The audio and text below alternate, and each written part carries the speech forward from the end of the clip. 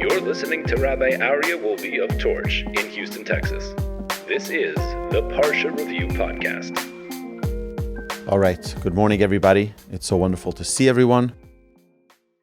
We are now going to talk a little bit about Parshas Toldos. Toldos, we know the story of Rivka being pregnant with 2 children. She's a little confused what's going on.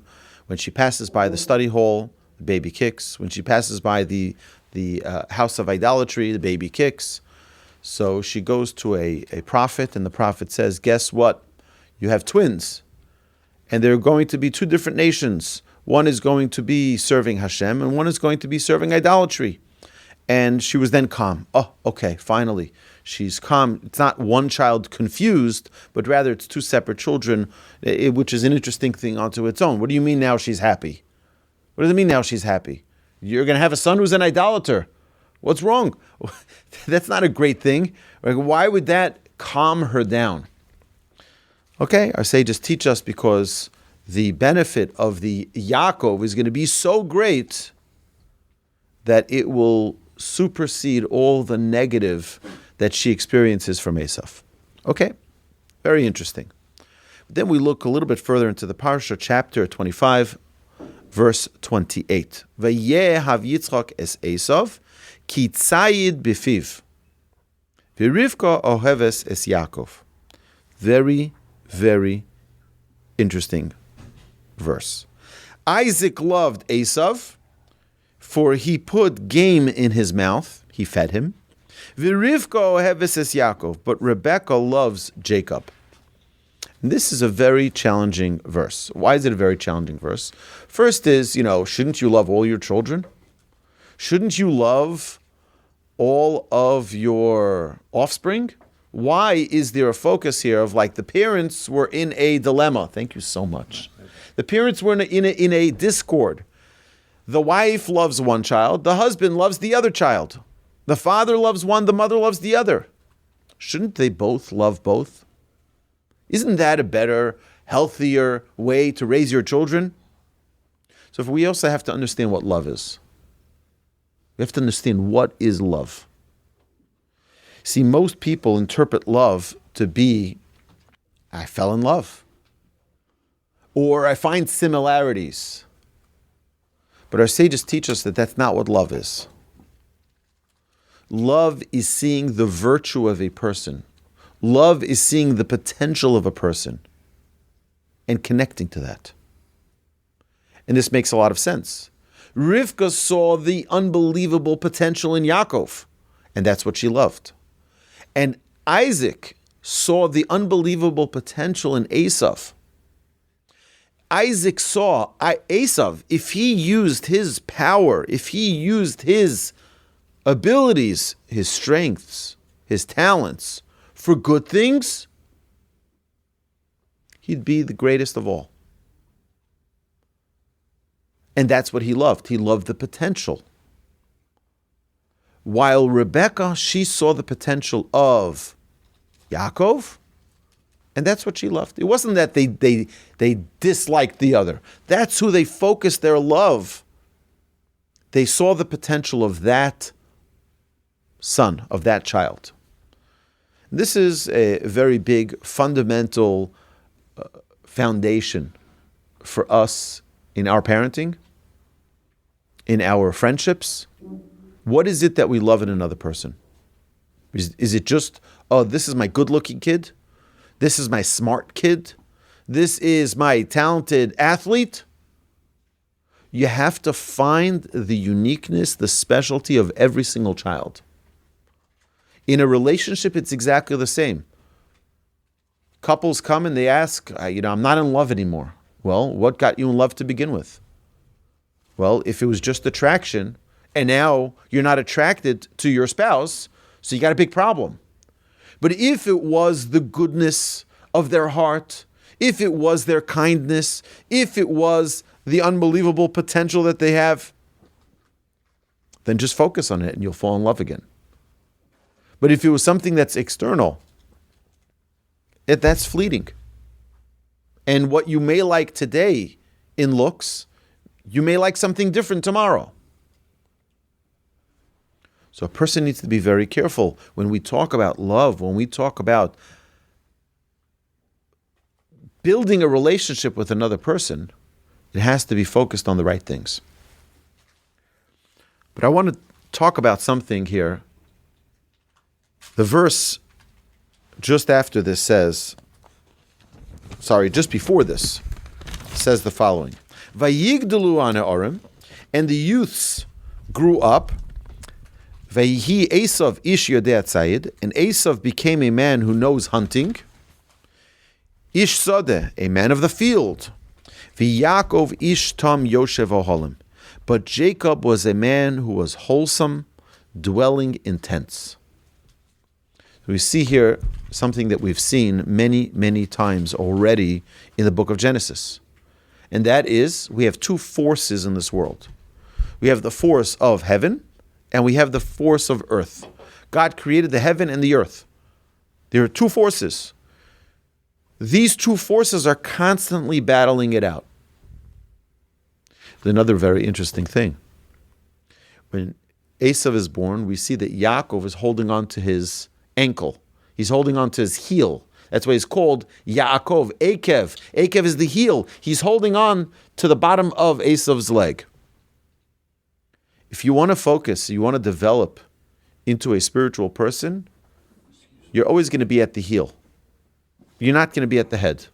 It's not going to be easy for you to just grow and attain great levels. You're going to face challenges. And here we come with the question. We see that till Yaakov was 63 years old, Yaakov didn't get the blessing from his father. And Yaakov was in a state of discomfort with who am I? What am I supposed to be doing here? My father doesn't acknowledge my greatness. Maybe I'm wrong. Until when he was 63 years old, his father gave him the blessing. And why did he give him the blessing? What does the Torah tell us? Because Yaakov fed him. Vayozed Yaakov nizid adashim. And Yaakov, where's that verse? 20.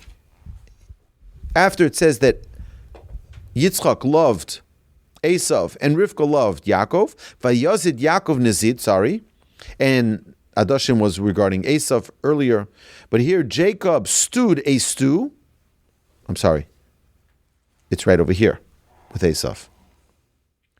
He stewed a stew. Vayavo Esav min asada v'hu oyef. And then what happens? And Esav comes in from the field, and he was exhausted. He was exhausted from what? From killing. From hunting.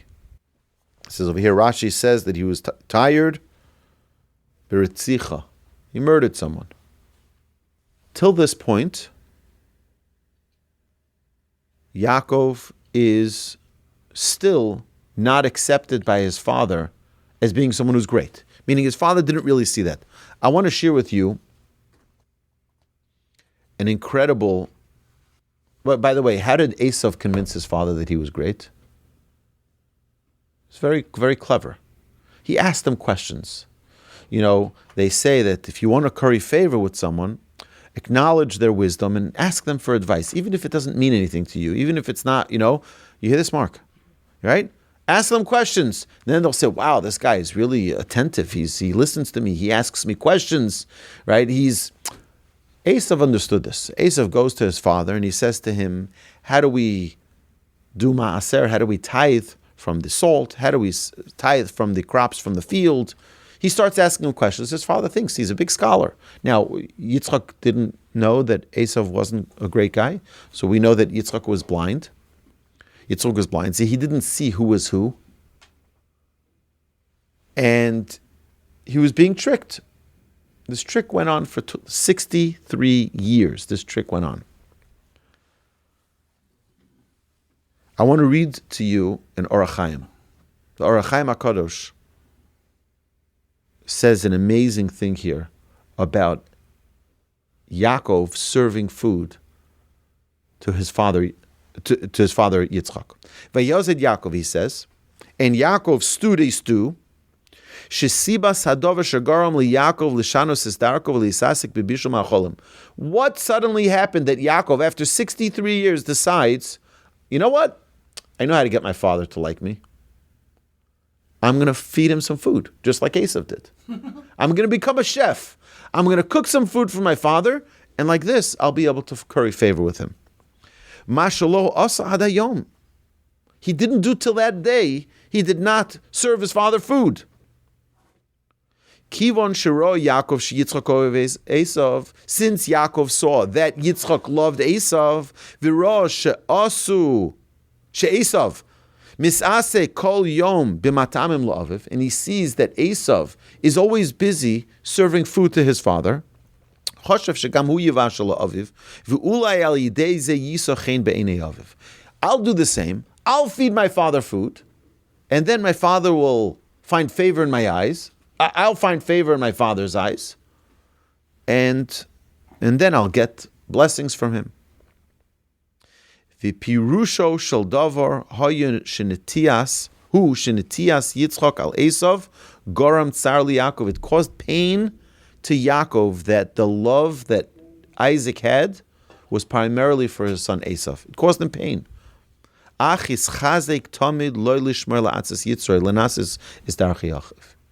you know what he did? You know what Yaakov did?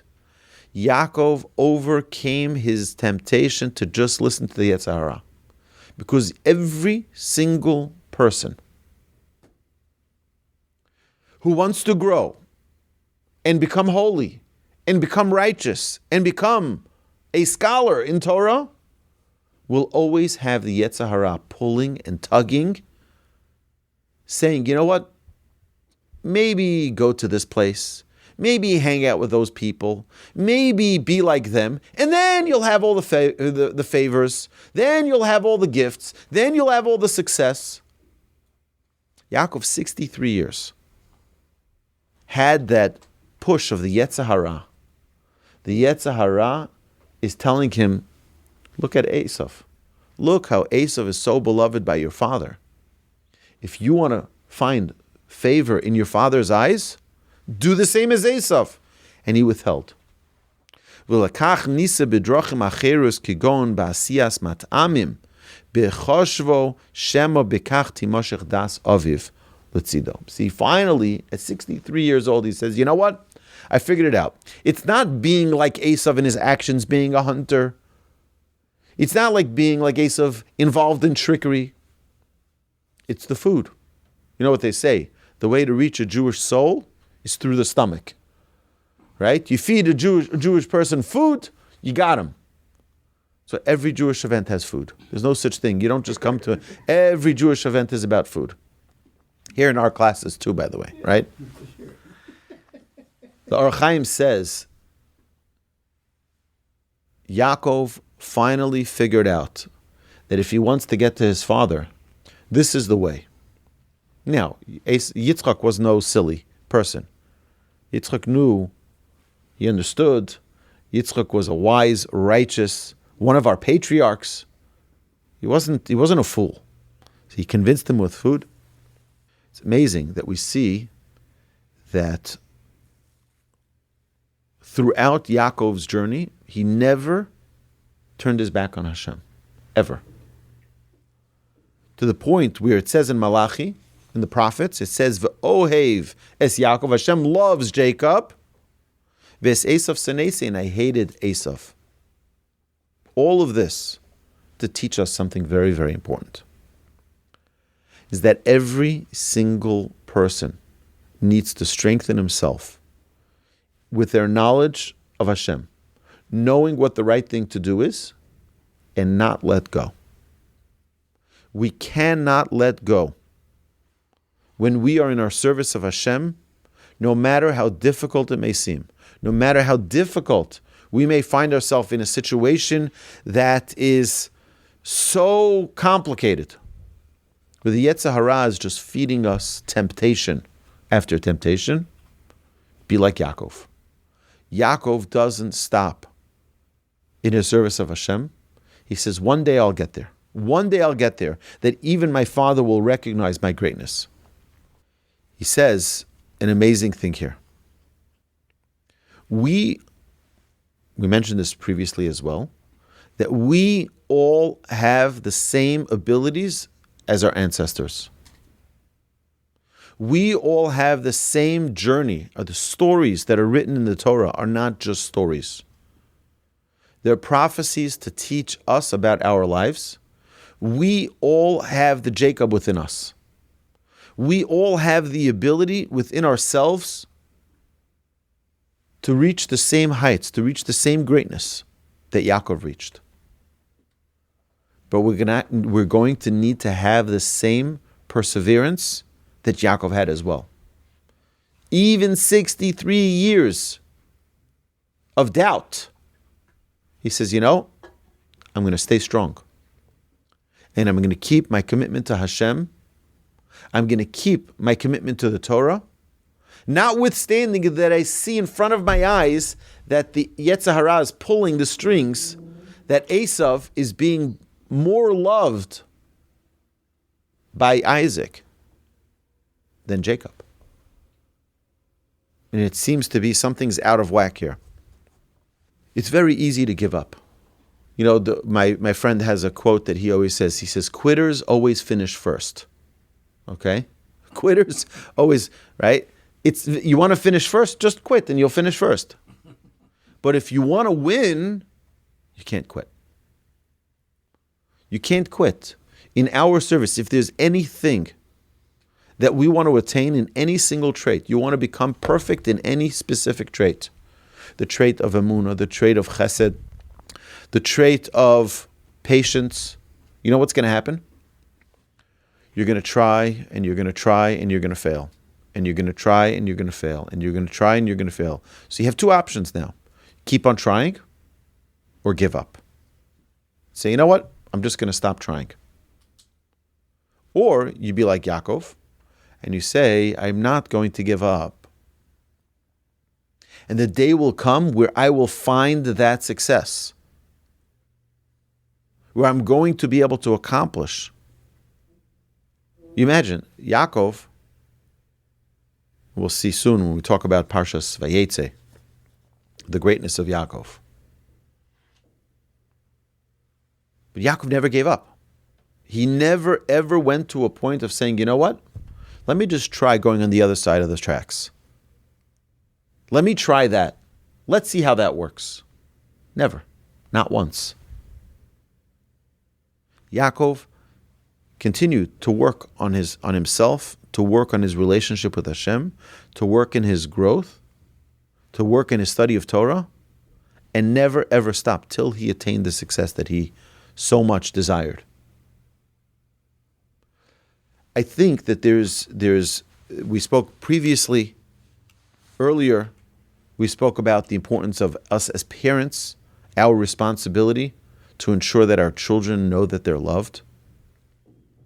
The importance for us to see the potential in every child, even the rotten child, even the one who's not going our ways. You think Isaac didn't love Jacob? Of course he loved him. You think Isaac didn't admire his son Yaakov? No, he just saw that Esav needed more. Esav needed more. But Yaakov still wanted to connect on a higher level with his father. He wanted to get that blessing. Oh, how is he going to get that blessing? He's going to get that blessing using another method. He's going to try something different. He's not going to sell out. He's going to just try a different method. Even if it takes 63 years, like it did for Yaakov, it's worth it. Because we always have to remember that although we are the great 140, 150 generations or more from Yaakov, we are the patriarchs for our children and our grandchildren. And what we are doing is we are setting the path for their success. We are setting the path for their accomplishments. We're giving them the strength. And when we recognize that responsibility, we have unbelievable broadened shoulders that help us grow, that help us elevate everything that we touch, because we realize we're on a mission.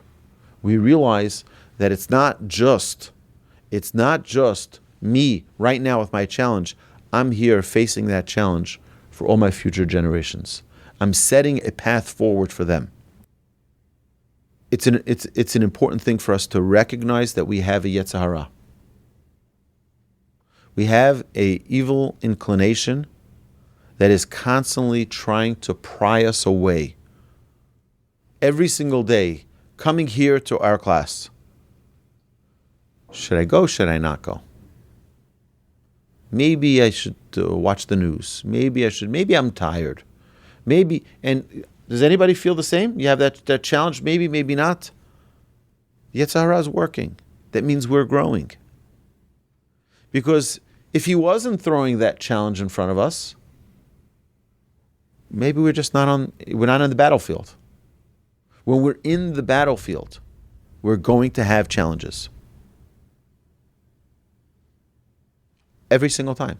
It's always going. Sometimes we'll win, and sometimes we'll lose. Sometimes we'll be able to overcome that Yetzer Hara, and sometimes we're going to fail. But you know what we do? We just get back up. It's an interesting thing. I wanted to mention this earlier. And that is, we see Sheva Yipol Tzadik Vikam. It says that the righteous fall 7 times. Our sages teach us that the number 7 is the number of nature. God created the world in 7 days. That's the nature. The steady state of something is 7. So what happens when the steady state of a righteous person is 7? They fall 7 times, because if you want to grow, you're going to fall. But you know what happens after Vikam? They get back up. They fall, and they get back up. They don't stay down. They don't say, you know what, I give up. They don't say, for 63 years, Jacob tried and fell, till, it worked. That's our job. Our job is to be that tzaddik who never gives up, who says, I'm not going to take no for an answer. I'm going to continue trying. Because the natural state of a righteous person is they fall. But the falling is not the part we emphasize. It's the getting up that we emphasize. Vikam. He gets up again. He falls and he falls and he falls and he gets up again. And anybody who thinks that the Chafetz Chaim didn't have a challenge with Lashon Hara, you're fooling yourself. He did, which is why he became so great. Because every time he fell, he got back up again. And he fell and he got back up again.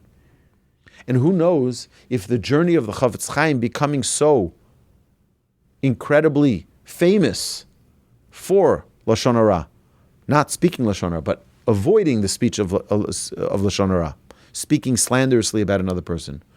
Who knows if all of his fame came because he struggled with it so much, so he says, you know what, I'm going to write a book about it. So that'll help me grow in this area. Who knows? We are in a world, we're not here for free. We're here to accomplish. We're here to make changes. We're here to grow.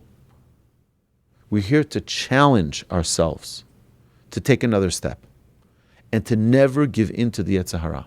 Never give in to the easy answer. Go for the right answer. Not what's convenient, but what's the right thing for me to do. My dear friends, have an amazing Shabbos. Thank you so much. I'll just share with you, in the process of looking for this, I see another verse here. It's very interesting. There's this woman who once asked her husband, she says, I don't understand. I put you on a diet and you're still not losing weight. How's it possible? 3 months, you're on this diet. She saw that he was getting, incredibly overweight. She says, I'm going to give you healthy food. And like this, you'll be more fit, you'll be healthier. So she puts him on this diet. 3 months in, he didn't lose a pound. So she asks him, what's going on? So he says, well, I have the Esav diet. The Esav diet? What's the Esav diet? So he says to her, he says, what happened to Esav? Esav, first he married women from Canaan, and then he says the women from Canaan are not good, so he marries the daughter of Yishmael. Did he get rid of the women from Canaan? No, he kept them. He says they're not good, and then he adds another one to it. See, this rabbi says to his wife, he says, I ate your healthy food, and then I went down to the to the restaurant down the block and ate what I normally eat. So it's not, it's an Esav diet. But a very interesting thing that was brought to my attention this Shabbos, very, very interesting. I want to share this as well as an afterthought. It shouldn't be an afterthought. It's an amazing idea. We see by Abraham, what does it say about Abraham? That Eliezer says, I'm looking for a girl for your son. I have a daughter. Take my daughter, What does Abraham say? He says, absolutely not. He says, a righteous doesn't do a wedding with a non-righteous. A holy doesn't. Look at Rashi. Look at what Rashi says. It's an unbelievable thing. So he says in chapter 24, verse number 39. He says, "V'omar el Adoni, ulai lo selech ha'isha acharai." And he said, my master, perhaps the woman will not follow after me. What is he saying here? Eli, after me. What does it say? Bas hasel Eliezer.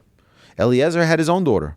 V'hoya mechazer limtzoi ilo sheyomer loy Avraham lifnois elav lahasiya bitoy. He wanted to find an opening where he can say now to Abraham, I have a daughter. And, because he's saying, what if she's not going to come to me? He's trying to add an excuse here.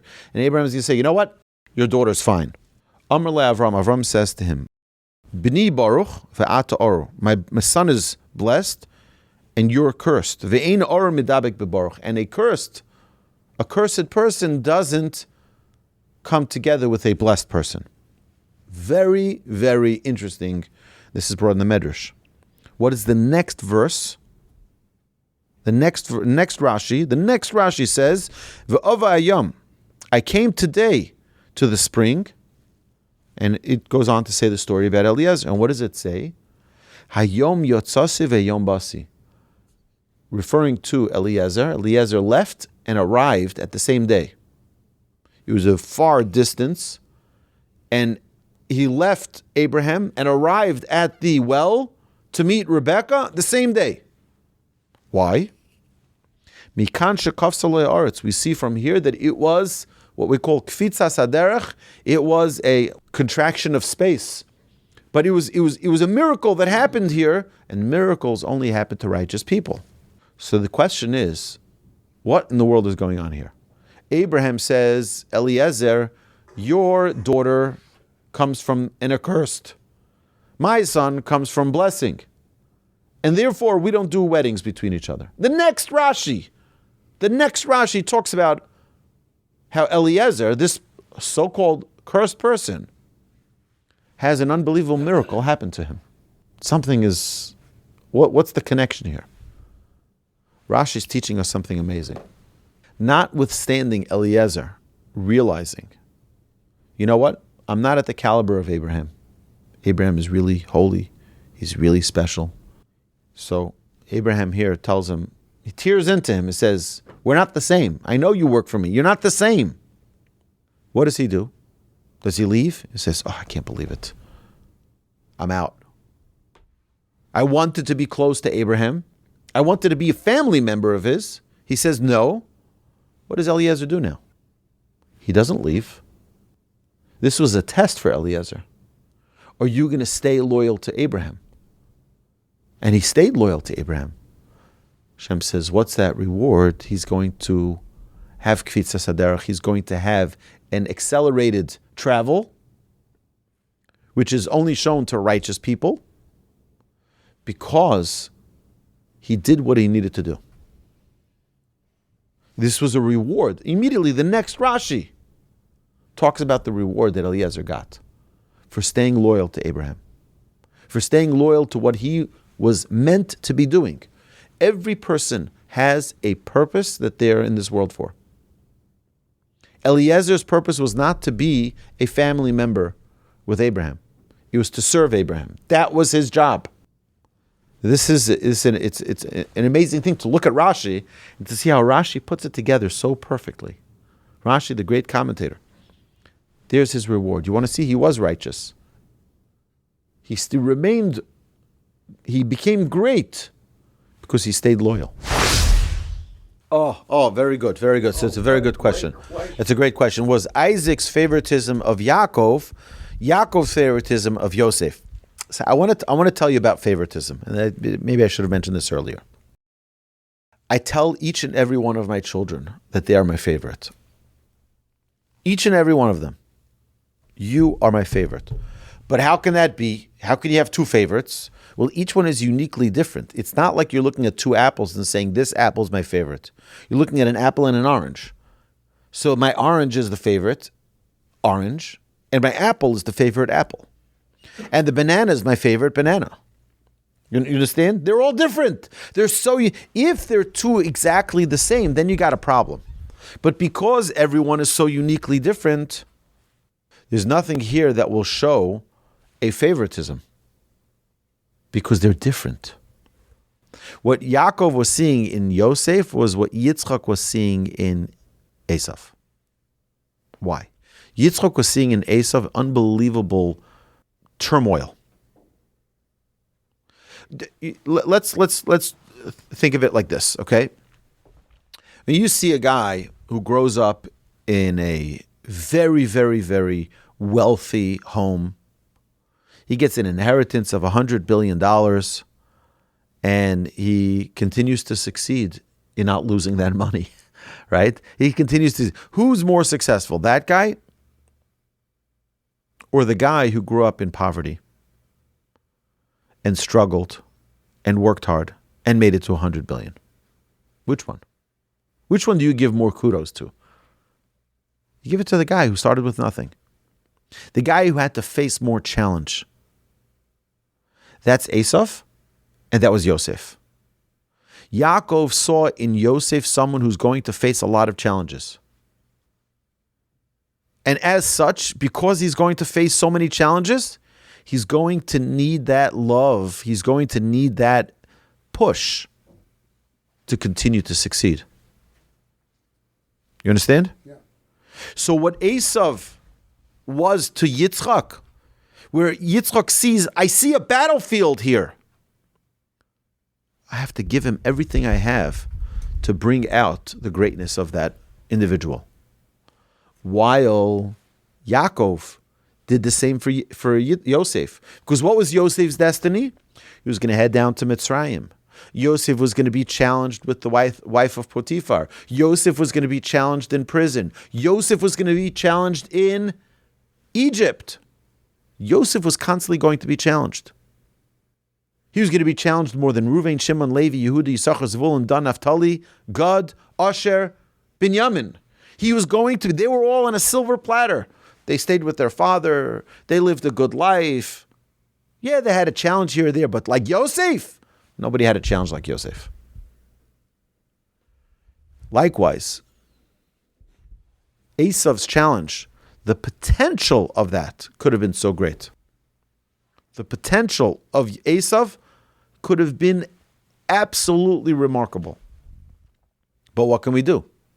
Esav failed. Esav was too committed, too dedicated to the earthly urges and desires. And I mean, that's the pain that Yitzchak leaves this world with. That he didn't see his son Esav grow to be what he could have. His potential, bringing his potential to the fore. Bringing his potential to life. But that's why he invested so much in him. It's an excellent question. It really is an excellent question. All right, thank you. You've been listening to Rabbi Aryeh Wolbe on a podcast produced by Torch, the Torah Outreach Resource Center of Houston. Please help sponsor an episode so we can continue to produce more quality Jewish content for our listeners around the globe. Please visit torchweb.org to donate and partner with us on this incredible endeavor.